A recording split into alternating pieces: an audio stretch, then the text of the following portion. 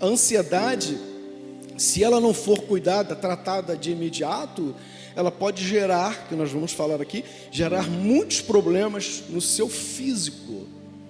E uma vez que gera problema no teu físico, presta atenção no que eu estou falando para você. Isso pode gerar problemas também na sua vida espiritual. Porque uma pessoa que ela está com a sua saúde emocional abalada, eu estou falando isso com toda certeza, ela tem uma certa dificuldade até mesmo de buscar a presença de Deus. Sabia disso? Ah, mas que é isso, pastor? Se você for para a Bíblia, você vai ver aqui homens e mulheres na Bíblia que tinham problemas emocionais. Você quer ver um exemplo? Davi. É só você ler os Salmos. Que é prova maior de alguém que tinha problemas emocionais do que Davi. Se você ler os Salmos dele, você vai ver que ele sempre fala sobre alma. E você conhece alguns Salmos que falam especificamente sobre alma. Aí quando você lê aquele Salmo, o que você faz? Eu estou assim, igualzinho. Aí o que você faz? Você ora, amém, muito bem. Como eu disse para você, uma coisa não invalida a outra. A psicanálise ou a psicologia não invalida a sua vida espiritual, nem vice-versa. Mas se você começa a ter esses problemas emocionais, você precisa procurar um profissional para que ele possa te ajudar. Uma pessoa que você confia, porque você vai falar. A psicanálise funciona assim. Hoje me perguntaram qual é a diferença da psicologia, do psicólogo para o psicanalista. Eu expliquei para a pessoa qual é a diferença, mas eu vou falar da minha área. A psicanálise, quando a gente trata as pessoas, cuida das pessoas, a psicanálise, ela vai lá no teu inconsciente. Pastor, e aí? O que você quer dizer com isso? A gente vai conversando, aí a gente descobre, através do que você fala, a gente pinça algo que está lá dentro do teu inconsciente, que você não lembra. Que quando você começa a falar nas sessões de terapia, você fala assim, meu Deus, eu não estava me lembrando disso. Uns dias atrás, eu estava atendendo uma senhora, e aí eu perguntei, eu vou falar aqui mais para frente sobre o problema dela, né? Atendendo uma pessoa, eu fiz uma pergunta, na primeira sessão eu fiz uma pergunta com ela, eu falei, o que você faz na sua vida que te dá mais prazer, que te dá mais alegria? Aí ela, eu gosto de ajudar as pessoas. Nossa, eu adoro ajudar. Quantas pessoas, que tipo de pessoa? Sua família? Eu ajudo minha família, eu ajudo meus amigos, eu ajudo quem eu não conheço. Aí, então quer dizer que todo mundo que te procura, você ajuda? Todo mundo que me procura, todo mundo pede, bate na minha porta, me liga, manda mensagem. Eu estou sempre pronta para ajudar. E você é ansiosa? Ela falou, sou muito ansiosa. Então quer dizer que você tem dificuldade para falar não. Ela parou. O início da tua ansiedade, ela pode ser esse. Você tem dificuldade de dizer não. Você quer abraçar todo mundo. Você quer abraçar os problemas de todo mundo. E você acha que você é feliz por você estar ajudando. Não que você não vai ajudar todo mundo que chega a você. E quando é que você vai aprender a dizer não? Aí ela falou assim, não sei. Então está na hora de você, na primeira sessão. Então é por isso que a gente vai conversando com as pessoas, a gente vai começando a entender algumas coisas. Aí a gente começa a falar sobre a ansiedade. Eu coloquei aqui algumas definições de ansiedade. Por exemplo, a ansiedade, ela é muito problemática por 3 razões. Primeiro, porque a ansiedade, ela é improdutiva. Porque ela nunca produz nada. Ela não produz coisa alguma. Você já viu alguém, ou se você, não precisa levantar a mão, mas se você é uma pessoa que tem ansiedade, você já viu a sua ansiedade produzir alguma coisa na tua vida, alguma coisa de bom? Mas também tem esses que a gente gosta de atender. Tem aqueles que falam assim: eu não tenho ansiedade, eu não sou ansioso, eu não sou ansiosa. Pode bater aqui, que vai bater e vai voltar. Nossa, é o super-homem, é a super-girl, ou super-woman, mulher, né? São esses que são bons de atender, porque a gente vai atendendo, e ele vai,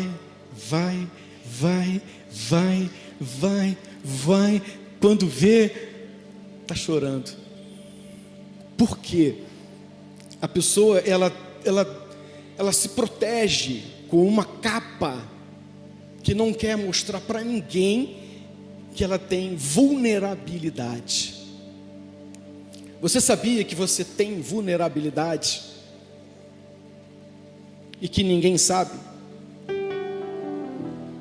Mas Deus sabe.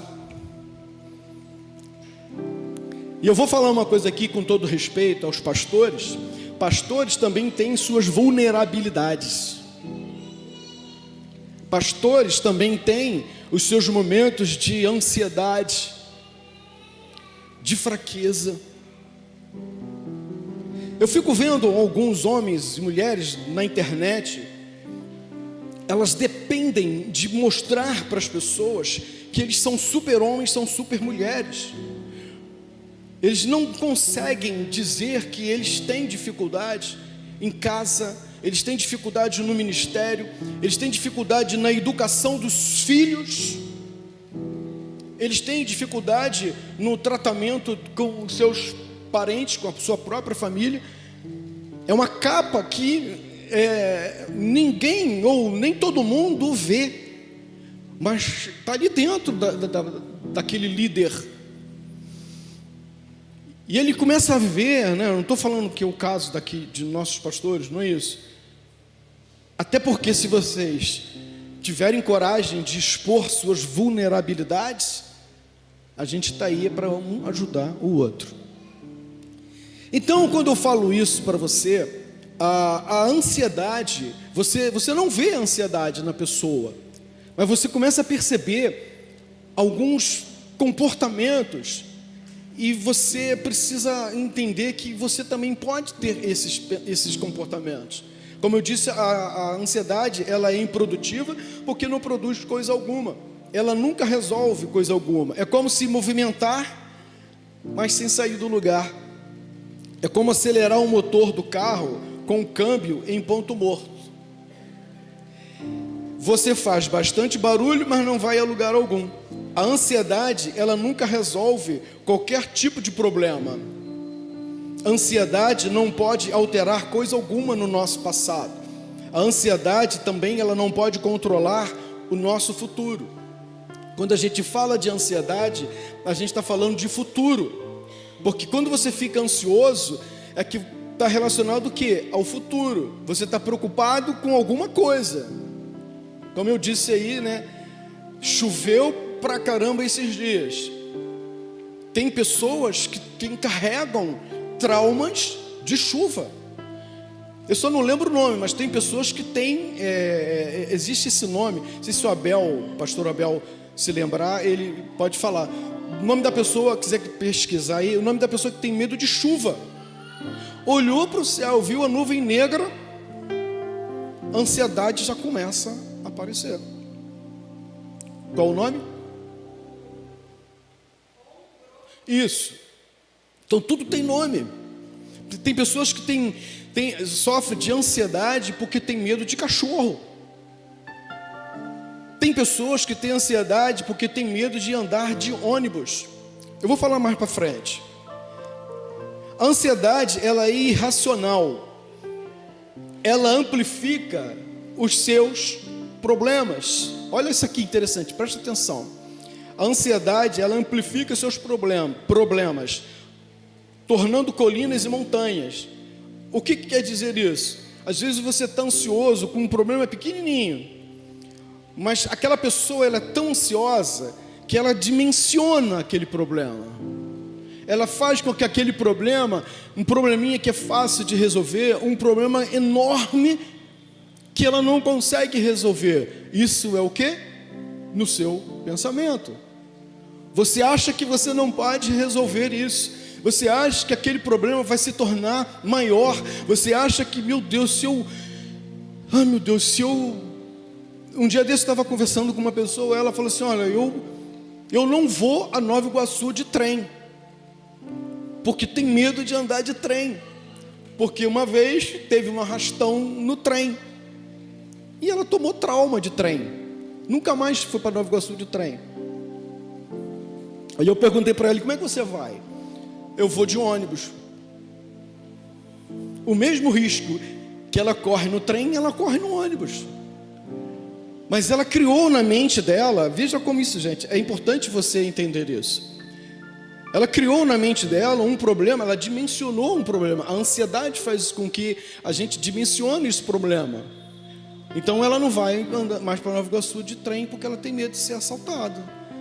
Até onde eu sei, a probabilidade de você ser assaltado dentro de um trem é bem menor do que dentro de um ônibus. Não sei se eu estou errado.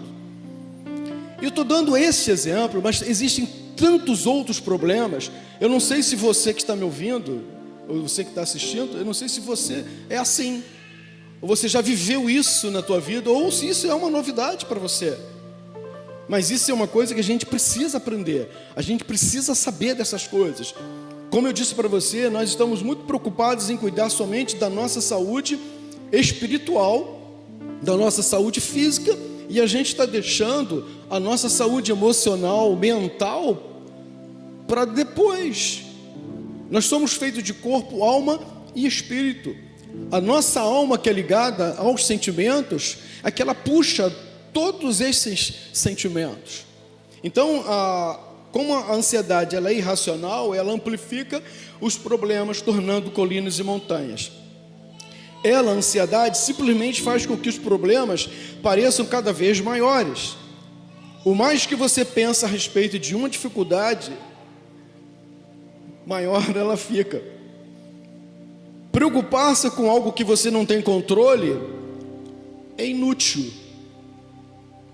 Se eu perguntar aqui para você, se eu pedir para você levantar o braço, eu não vou fazer isso, mas se eu pedir para você levantar o braço, se você tem andado preocupado com alguma coisa, que você sabe que você não tem controle, olha aí, está lembrando de alguma coisa aí, ó. Eu não sou bruxo não, é dedução. Sabe por quê que eu deduzo? Eu estou olhando para você, eu estou olhando para o teu rosto, os seus olhos falam, a sua fisionomia fala. Ih, pastor, então eu não quero mais que o senhor olhe para mim. Não, não é isso, não é isso. Entendeu? Então a ansiedade, ela produz tudo isso. A gente pensa que a gente tem coisas que a gente acha que a gente controla. Por exemplo, você consegue controlar a economia do país? Ninguém controla a economia de um país. Você vê aí um falando de um fala mal do Bolsonaro, outro fala mal do Lula, outro fala mal de não sei mais de quem. Todo mundo fala mal de todo mundo, de político e tal. Mas ninguém controla. Aí eu vou ficar preocupado, porque a carne aumentou de preço. Meu Deus, a carne aumentou de preço. O que vai acontecer? Eu nunca mais vou comer carne. Meu Deus, está todo mundo caro. Mas você está sempre comendo. Não está?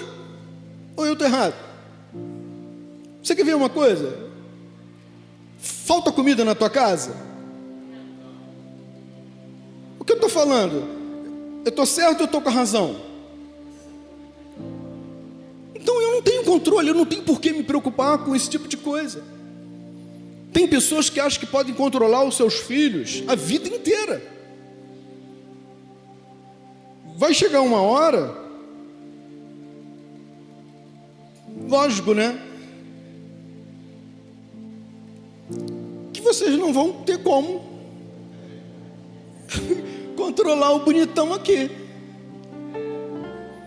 Chegou uma época da minha vida que eu tenho um filho, só tenho um filho.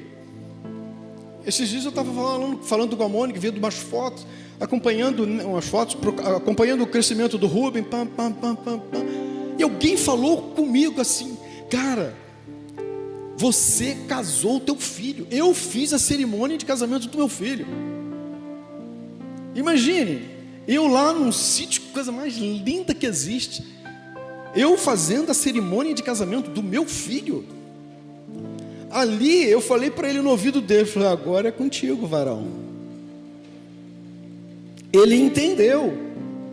A Mônica não tira foto de mim, chorando lá, emocionado, todo mundo emocionado. Por quê? Chegou um momento que eu não tive mais como controlar o meu filho. Meu filho agora é um homem, chefe de família. Eu compartilhei com algumas irmãs aqui como que meu filho amadureceu. Hoje ele é casado, está bem empregado, está lá. Eu vou ficar preocupado com meu filho. Será que meu filho está comendo? Será que meu filho está levando marmita para o trabalho ou está comendo no restaurante? Será que meu filho... Será que meu filho... minha filha Sandinha? Será? Daqui a pouco eu estou ligando. E aí? Será? Deixa esse será para depois, para lá. É lógico que você não vai deixar de falar com seus filhos, mas controle, depois que os nossos filhos casam, né, pastor Edir? Lógico que os filhos vão continuar sendo filhos. Não existe ex-filho, não existe ex-pai, não existe ex-mãe. Existe ex-marido, existe ex-esposa, mas não existe ex-filho. Mas controlar os filhos é uma coisa que a gente não consegue controlar.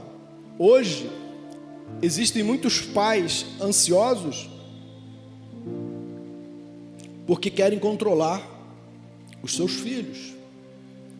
E se me permite, pastor Edi, pastora Ana, se quiserem chamar aqui, vocês conhecem, pastor Oswaldo, pastor Adriano, vocês conhecem, excelentes para uma palestra sobre família. Não é a minha especialidade. Então tem muitos pais que são ansiosos porque eles querem controlar os seus filhos até eles morrerem.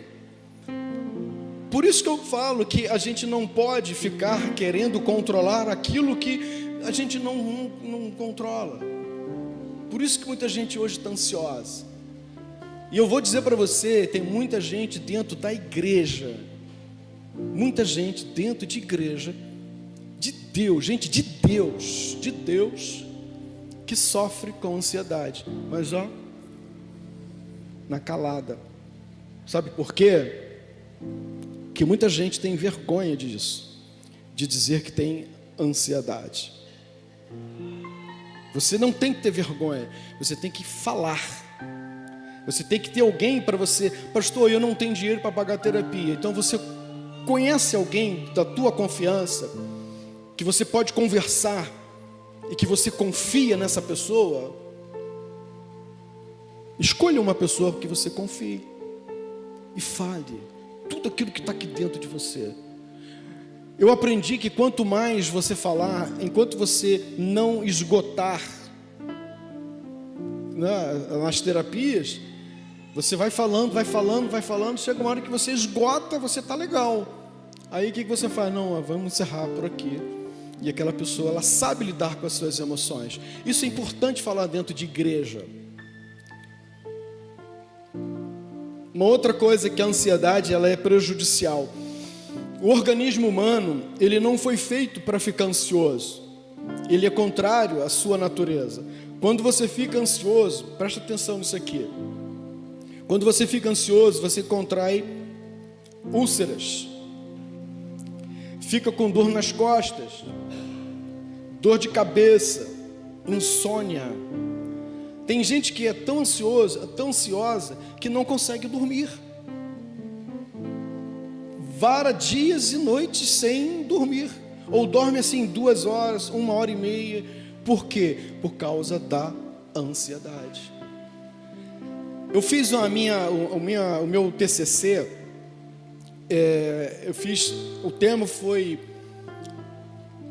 uma visão psicanalítica das doenças psicossomáticas na terceira idade. Então eu fiz um estágio num centro de repouso, numa casa de repouso, melhor dizendo, onde eu atendia algumas senhoras.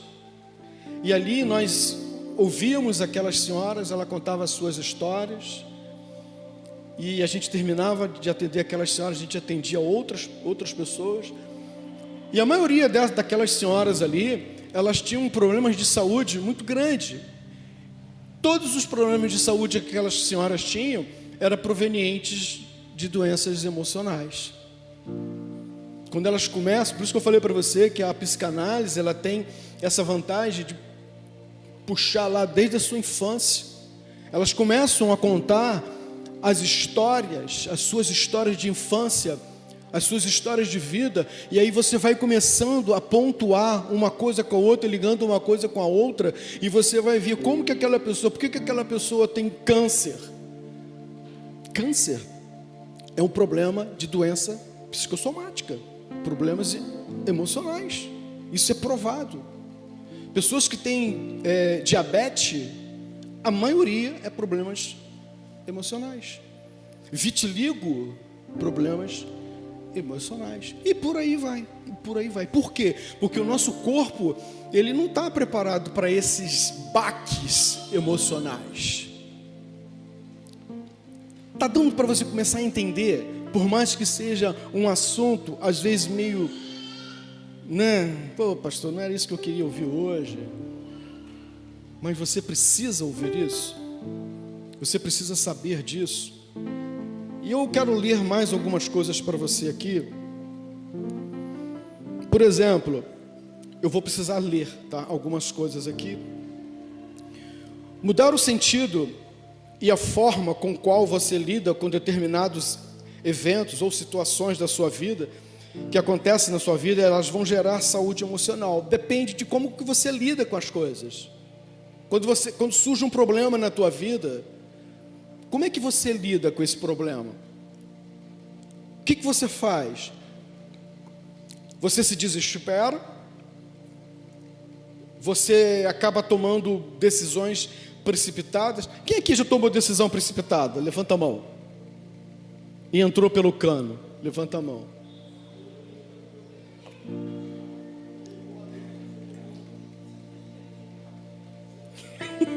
Está vendo como é que a gente daqui começa a identificar?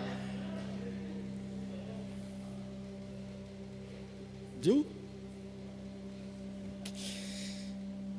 Cuidar da saúde emocional, presta atenção aqui. Cuidar da saúde emocional vai nos ajudar a fazer escolhas assertivas que mudarão a vida no sentido certo e também vão exigir que você tenha domínio do seu tempo, né? Vai permitir que você aproveite momentos e agarre oportunidades sem medo de ser feliz. Como é que eu quero fazer essa pergunta para você? Você pode me responder agora ou se você quiser responder depois. Como é que está o seu emocional hoje? Pô, pastor, estou bem pra caramba. Não, pastor, estou mais ou menos. E a sua autoestima? Você sabe o que é autoestima? Autoestima é quando você se olha no espelho. Deveria, todo dia você tem que olhar no espelho, olhar assim no espelho. Como eu sou bonito.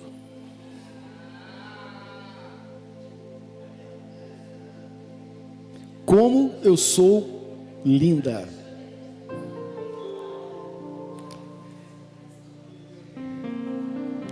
Entendeu? Você ter autoestima é você ser uma pessoa feliz com você mesmo. É você se gostar. É você se amar. É você saber que você faz bem para alguém. Tem coisa melhor, pastora Ana, quando alguém chega para você e diz assim: eu não vou te chamar de senhora porque eu sei que você não vai gostar. Se alguém chega para você e fala assim, pastora Ana, ou Ana, nem todo mundo te chama de pastora, aquela palavra que você me deu, aquele abraço que você me deu, poxa, me fez um bem tão grande. Aí como que você vai se sentir? Plena, realizada, porque você ajudou alguém. Isso aumenta a sua autoestima. Agora, tem pessoas também que têm a autoestima baixa. Pessoa que está sempre triste, que nada para ela está bem, nada para ela está legal, está tudo ruim, reclama de tudo, reclama de todo. Se está bom, está ruim, se está ruim, está pior ainda. Então, pessoas que não têm a autoestima boa, mas para isso também tem um tratamento. A gente está falando aqui também sobre os gatilhos. Antes eu quero falar um pouquinho aqui ainda sobre ansiedade. Depois eu vou estar falando sobre os gatilhos. O que fazer? O que você tem que fazer quando surge a ansiedade? Primeiro passo é compreender que ela é uma reação normal do corpo quando se sente ameaçado. Faça algumas respirações lentas. Quando você estiver ansiosa, o que você faz?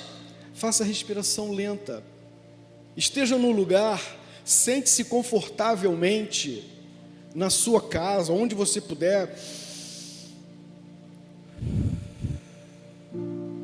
Lembra quando eu ensinei aqui para você? Puxa o ar pelo nariz, ventila o seu cérebro, porque quando você está ansioso, você está ansiosa, você fica agitada. Tem gente assim, depois eu vou estar falando aqui, que a mente está acelerada, não para, tem gente que não para. Hoje pela manhã eu estava fazendo a minha devocional, eu estava lendo a Bíblia, eu estou lendo o livro de Números. Gente, onde é que você consegue fazer devocional lendo o livro de Números?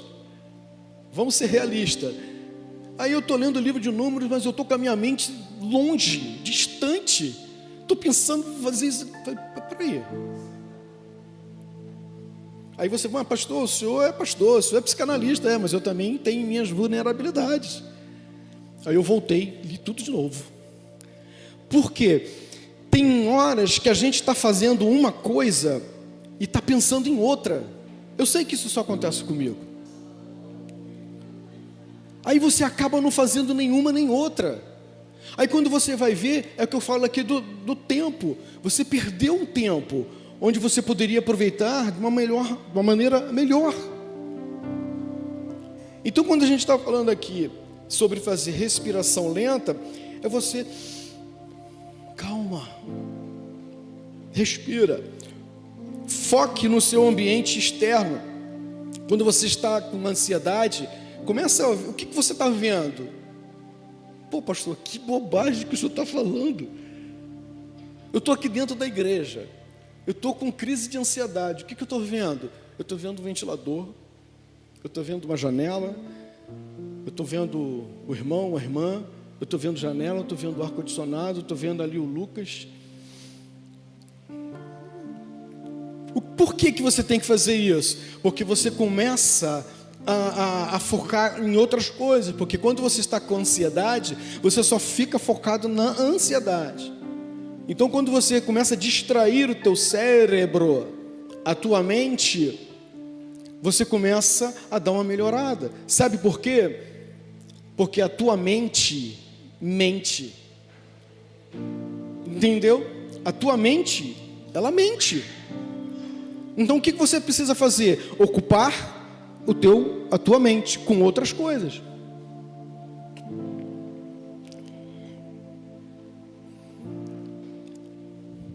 Então você precisa identificar algumas coisas para que você possa amenizar toda essa situação, né? E o que poderia acontecer de pior, qual a probabilidade real do pior acontecer. Porque quando a pessoa está com ansiedade, ela só pensa que vai acontecer desgraça. Mas na verdade não vai acontecer desgraça. Hoje aconteceu uma situação comigo. Eu estava desde ontem pensando, Eu falei, meu Deus, eu não posso dormir pensando nisso. A pior coisa que tem é você ir para a cama dormir pensando no que você tem que resolver no dia seguinte. Aí você, não, eu não vou conseguir. Eu falei, o que eu vou fazer? Eu vou dormir, eu vou deitar e vou deixar a minha mente. A gente precisa gerenciar a nossa mente. Aí eu comecei a pensar em outras coisas. Comecei a pensar em um monte de coisas que não tem nada a ver com aquilo que eu estava preocupado. O que aconteceu? Peguei no sono. Eu só acordei com a chuvarada que estava caindo lá. Aí depois voltei a pegar no sono de novo. Eu falei assim, meu Deus, e agora? Como é que eu vou fazer com essa chuva toda? O que acontece na nossa mente? Vai inundar o centro de Rodeio? Meu Deus, vai inundar o centro da cidade? É assim que a nossa mente fica. Eu falei, quer saber de uma coisa? Eu vou dormir. Eu vou descansar a minha mente. Aí eu dormi, peguei no sono, resolvi aquilo que eu achava que era um problema muito grande, é uma coisa que eu consegui resolver. É como se Deus falasse assim para mim, tá vendo, cabeçudo? Você conseguiu resolver. Tá dando para você entender o que eu estou falando aqui para você? Como que é importante você cuidar da tua vida emocional, da tua vida mental? Sim ou não? Por exemplo, eu falei aqui sobre exercício. Eu aconselho você, se você puder, fazer exercícios diariamente, exercício mesmo, caminhada, se você quiser ir para academia, se não tem halteres que fala, né? Enche garrafa de 2 litros de água e começa. Isso vai fazer com que você estimule o seu cérebro. Vai fazer com que você... eu tenho uns vídeos lá de exercícios que você pode fazer em casa. Henrique Lima, um negócio assim. É um rapaz, professor de educação física. Henrique Lima? Conhece, né? E ele ensina lá, tem um lá que eu não consigo levantar mais do que isso aqui, mas está lá. E faz assim, vai para lá, e vem para cá. Você faz em qualquer lugar da sua casa. Quando você termina de fazer, te dá uma sensação de bem-estar muito grande. Por isso que eu digo para você, quando você precisa cuidar da tua saúde emocional, você tem que fazer exercício físico também. Pastor, eu não tenho mais idade para fazer isso. Mas para caminhar você não tem idade para fazer isso? Para você dar uma volta no bairro, se distrair a sua mente, você não tem idade para isso? Está dando para você entender? Por exemplo, meditar. Quando você medita, não é você... pastor, eu não faço meditação não, que eu sou crente. Minha religião não permite meditar, fazer meditação. Meditar, gente, é você sentar num lugar confortável da sua casa, para um pouco. Quem aqui tem a vida corrida?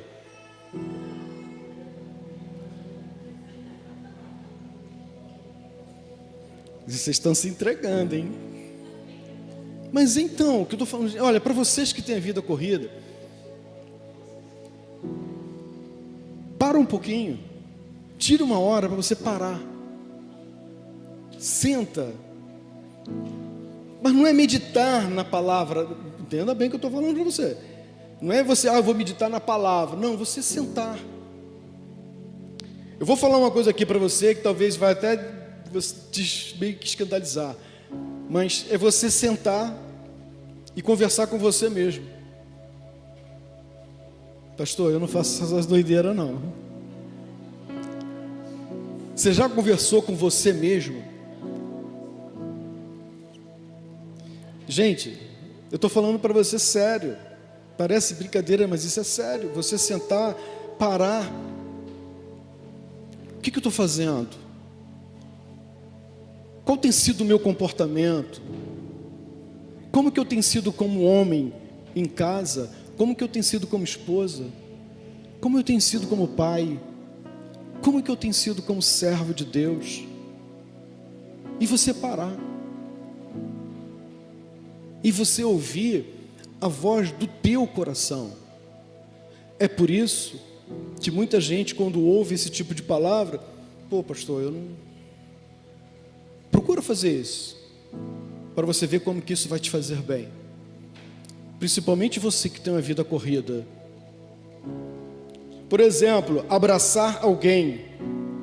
Tem gente que não gosta de abraçar. Quem aqui gosta de abraçar? Fique de pé um instantinho. Eu já estou terminando.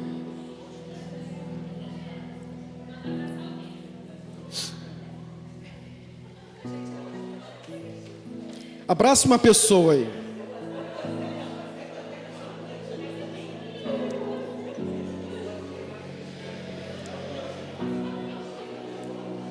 Você abraçou, Juliana? Você abraçou alguém ou não? Aí, sentada? Não, tem que abraçar em pé, pô.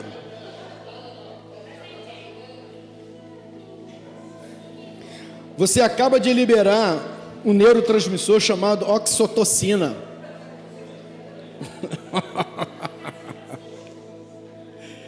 Agora, gente, fala sério. Pode sentar.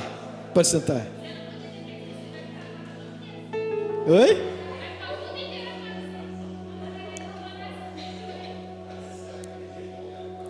Agora, fala sério. Isso não faz bem pra gente? Vem cá, pastor. Peraí.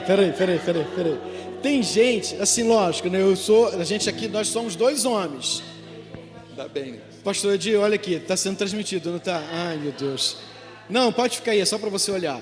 Tem gente, quando vai abraçar, um homem vai abraçar um homem, não, um irmão vai abraçar um irmão, abraça assim, ó. Peraí. Cara, eu não gosto assim. Você tem que abraçar assim.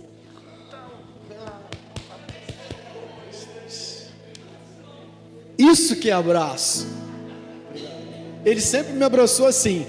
Mas você abraçar alguém é muito bom para você. Então, quando você for embora, antes de ir embora, não saia sem abraçar alguém. Uma outra coisa que eu preciso falar aqui para você, que te ajuda na tua saúde emocional. Preste atenção aqui. Por exemplo, cantar e dançar. Tem gente que fala assim, mas por que existe ministério de dança na igreja? Primeiro que o ministério de dança é uma expressão de adoração a Deus. Ponto. Deus recebe a adoração de vocês aqui nesse lugar. Quando você movimenta o seu corpo, você está liberando a endorfina. Olha só. Quando você rir com pessoas, você também libera esses neurotransmissores. Quando você agradece todos os dias, quando você desfruta da natureza, isso parece meio filosofal. Por que eu gosto de fazer caminhada? Porque quando eu e a Mônica a gente está fazendo caminhada, a gente para, a gente fica olhando. A gente plantou um abacateiro na serra, a gente primeiro cultivou o abacateiro dentro de um jarro com água, aí foi criando as raízes, né? Aí quando ele cresceu mais ou menos assim, a gente levou para plantar lá na serra. Aí a gente faz caminhada, que a gente chega perto do abacateiro. É exatamente isso que você está pensando. Falei, abacateiro. A gente contempla o abacateiro que a gente plantou. Você contemplar a natureza, as coisas que Deus criou. Gente, isso é muito importante para a tua vida. Isso te dá um bem-estar, isso faz bem. Eu não gosto de ficar olhando essas coisas não. Tem gente aqui que tem lugares lindos para a gente poder observar. Isso te faz bem para a tua saúde emocional. Para de ser ranzinza.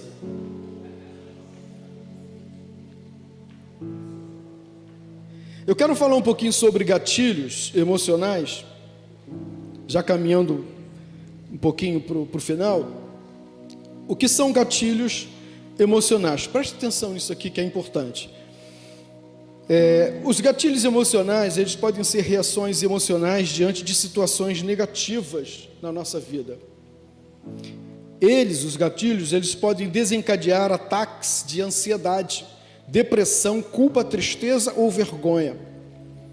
Como que a gente pode lidar com esses gatilhos, que eu vou te dar exemplos aqui de gatilhos emocionais? Como que eu posso lidar com isso? Reconhecer seus gatilhos emocionais é essencial para quem deseja aprender a reagir melhor sobre eles.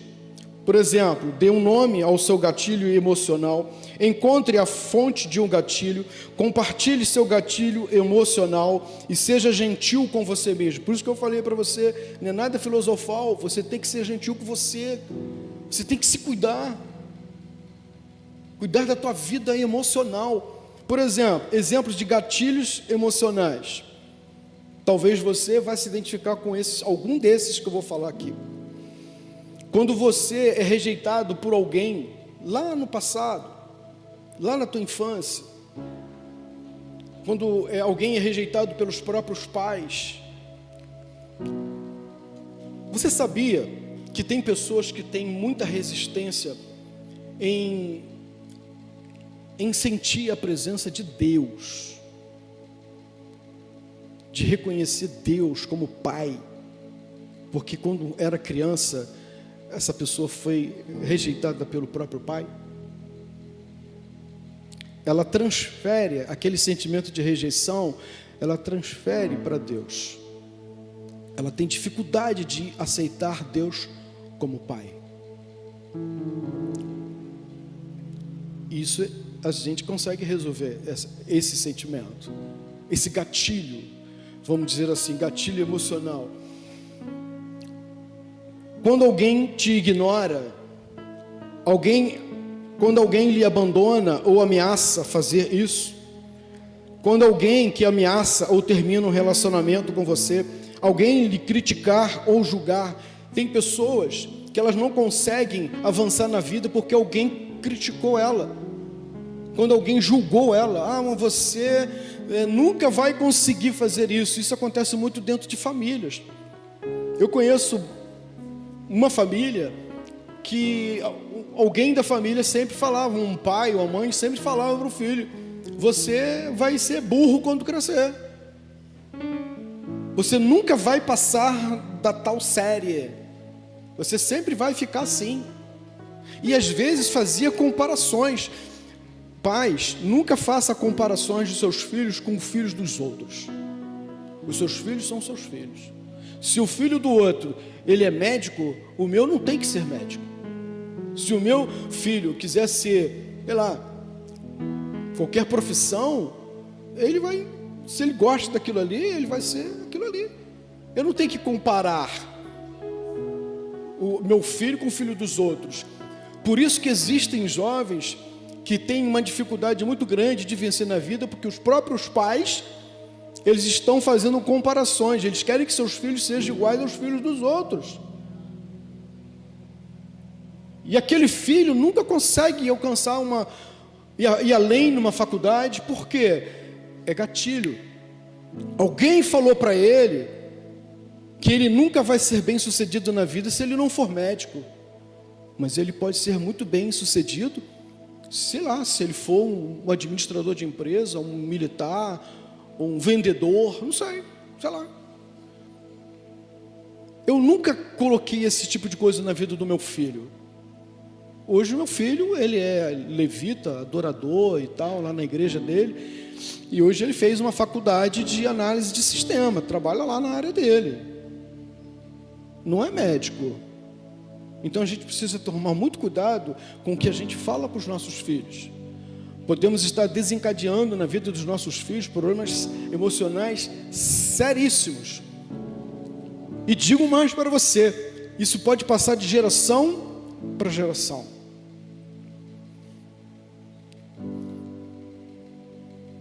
Alguém lhe censurar, especialmente em público.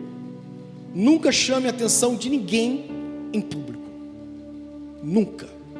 Se você quiser chamar a atenção de alguém, chama a pessoa no canto e fale com ela. Porque se uma pessoa for chamada a atenção em público, seja na igreja, seja no trabalho, em casa, e essa pessoa ela vai desenvolver um sentimento emocional muito ruim na vida dela. Alguém agir com indiferença, menosprezar, alguém debochar de você, alguém tentar lhe controlar, se impor, alguém não ter tempo para você. Tem pessoas que realmente não têm tempo, não pode ficar o tempo todo com você, não é?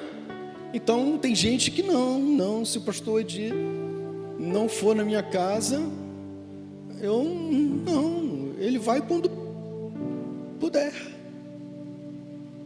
não é, pastor? Quando puder ele vai. Alguém lhe culpar principalmente por algo que você não fez, isso são gatilhos na vida de uma pessoa que pode gerar ansiedade. Alguém não parecer feliz em lhe ver. Já aconteceu isso com você? Alguém te vê num lugar e você percebe que aquela pessoa não está se sentindo bem com a tua presença? Nunca aconteceu isso com você não, né? Ainda bem. Olha lá, ela não gosta de mim. Tá vendo? Eu não falei para você, desconfiei desde o início que essa pessoa, ela nunca gostou de mim.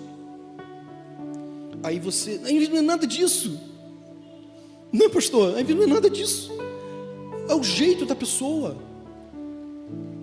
Eu estava pensando esses dias nisso aí. Como é que Deus, Ele é tão bom que Ele nos criou com as nossas individualidades. O pastor Alcino, ele tem um jeito dele de adorar. Eu tenho o meu. Talvez você não seja aquela pessoa dentro de um culto que não pule, que não extravase lá. Talvez você seja mais retraído, né? Ou retraída. Mas Deus está recebendo a tua oração, a adoração do mesmo jeito. Do mesmo jeito. Eu estou fazendo assim comparações porque eu acho legal a entrega que o pastor Alcino ele faz quando ele está aqui no culto. Mas você também faz a sua entrega do teu jeitinho. Não, se eu não for igual a ele, as pessoas vão achar que eu não sou espiritual. Deus está preocupado com isso? Não. Deus está preocupado com o teu coração. Alguém que lhe ferir emocionalmente, e assim, e por aí vai.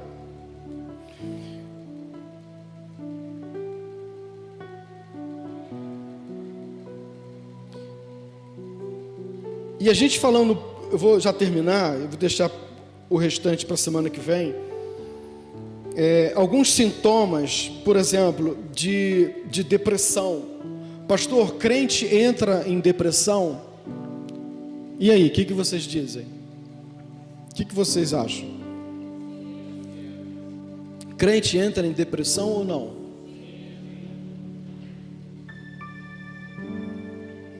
Crente entra em depressão?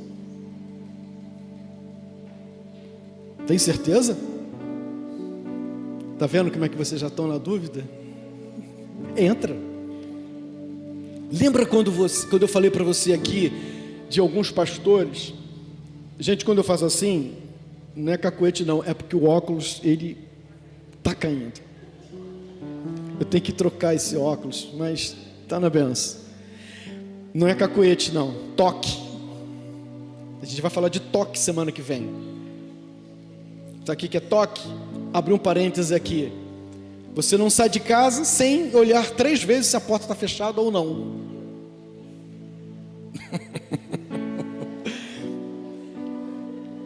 Se alguém apertou a minha mão, eu só não vou falar o nome, mas eu conheci uma pessoa que quando você apertava a mão dessa pessoa, ela enfiava a mão lá dentro do bolso com um lencinho, limpava a mão. Toque. Existem vários toques. Tem pessoas que não saem de casa sem olhar 3 vezes. Não, será que está fechado? Carro, por exemplo, né? Quando fecha o carro com alarme, você sai, plim, plim. Será que foi o meu? Aí vai lá, abre, plim. É o meu. Vou fechar, plim, plim. mas o plim-plim está diferente. Acho que não é o meu. Gente, é sério. Pessoas ansiosas, elas têm toque.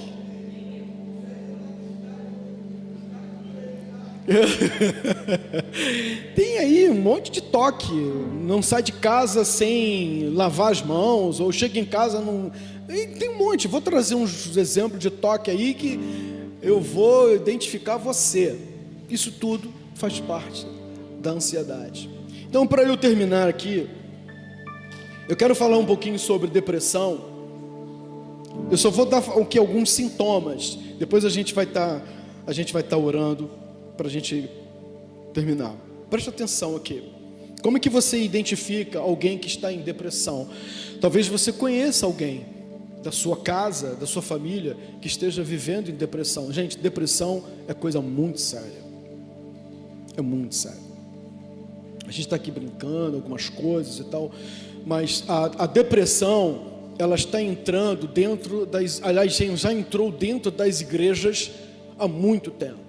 Porque nós fomos ensinados, eu não tenho problema nenhum em dizer isso, nós fomos ensinados no passado que crente não entrava em depressão, porque depressão era coisa do diabo, era espiritual, que crente não entra em depressão porque se tem depressão é porque é fraco e por aí vai. É tudo bobagem.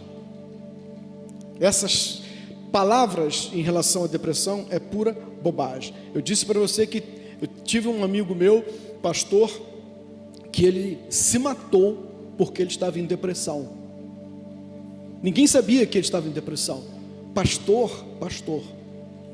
Sabe o que estava acontecendo com ele? O que eu posso te dizer? O que eu posso te dizer é que ele observava na cidade dele as outras igrejas dele crescendo, as outras igrejas crescendo. E a dele crescia, mas não crescia tanto quanto a dos outros. Aí ele começou a deixar entrar no coração dele um espírito de competitividade. Ele começou a achar que a igreja dele não era tão boa quanto a dos outros.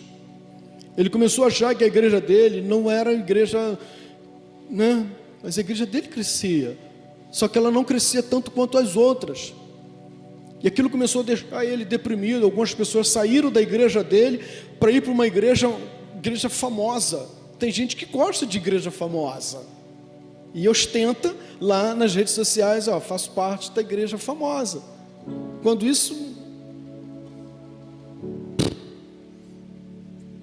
Jesus vier te buscar, ele não vai olhar se você faz parte do ministério resgatado para resgatar. Ele vai olhar você, teu coração.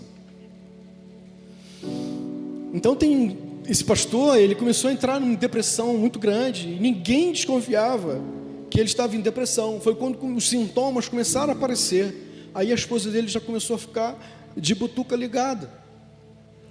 E os sintomas, por exemplo, angústia, desânimo, cansaço fácil, apatia, sentimento de desesperança, falta de motivação. Ele já não tinha mais motivação nenhuma. Sensação de falta de sentido na vida. Ele não tinha mais sentido nenhum para a vida dele. Irritabilidade, insônia e o pior de todos eles, desejo de morrer. Porque quando uma pessoa ela comete suicídio, ela não quer acabar com a sua própria vida. Você sabia disso? Quando uma pessoa ela comete suicídio, ela quer acabar com os problemas que angustiam ela. E a maneira que essa pessoa encontra para acabar os seus problemas, ela acha, é tirando a sua própria vida. Viu? Como é que a gente precisa cuidar da nossa saúde emocional? Da nossa saúde mental? A depressão, ela é caracterizada pela tristeza persistente e perda ou diminuição de interesse e prazer pela vida. Infelizmente, esse transtorno atinge muitas pessoas e de diversas idades, inclusive crianças e adolescentes. Os consultórios de terapeutas estão assim lotados de adolescentes.